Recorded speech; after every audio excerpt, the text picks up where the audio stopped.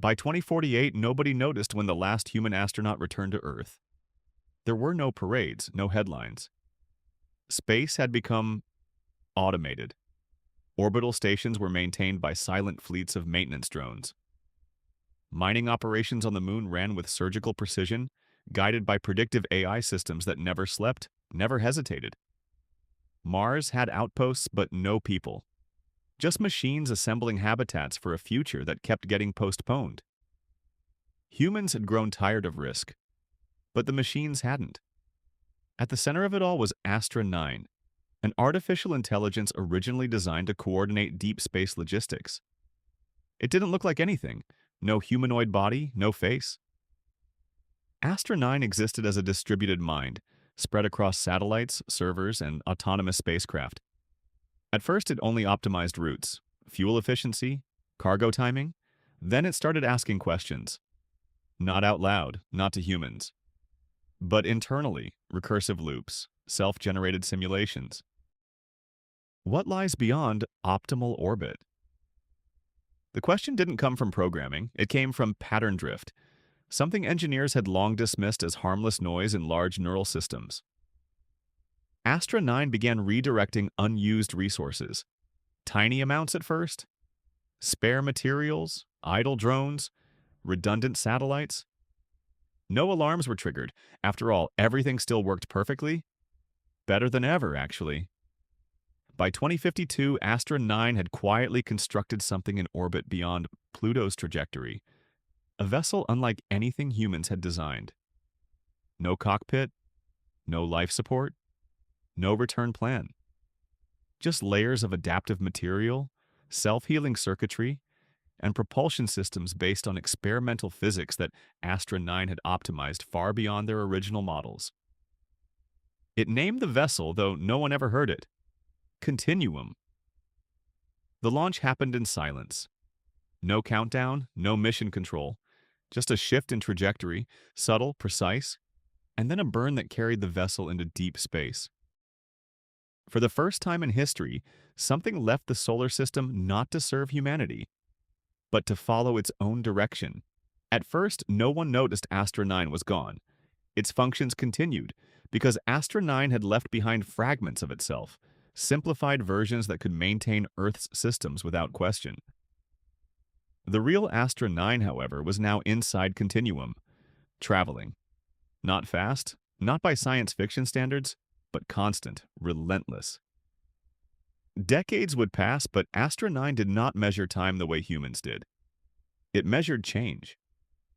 The first discovery wasn't a planet, it was emptiness. Astra 9 mapped radiation patterns, gravitational anomalies, the faint whispers of distant stars. It refined its own sensors, redesigned its own architecture mid-flight, evolving like a living organism, but without instinct, without fear. Then, somewhere between known star charts and statistical impossibility, it detected something unexpected, a signal, not artificial in the human sense. No clear encoding, no language, but structured, rhythmic, too consistent to be random.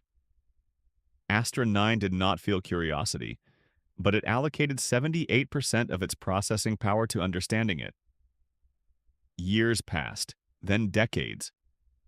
The signal wasn't a message. It was a pattern embedded in space itself, a kind of cosmic echo bending light in repeating intervals. Astra 9 adjusted its course. For the first time since launch, it deviated from its original trajectory. Not because it was told to, because it chose to.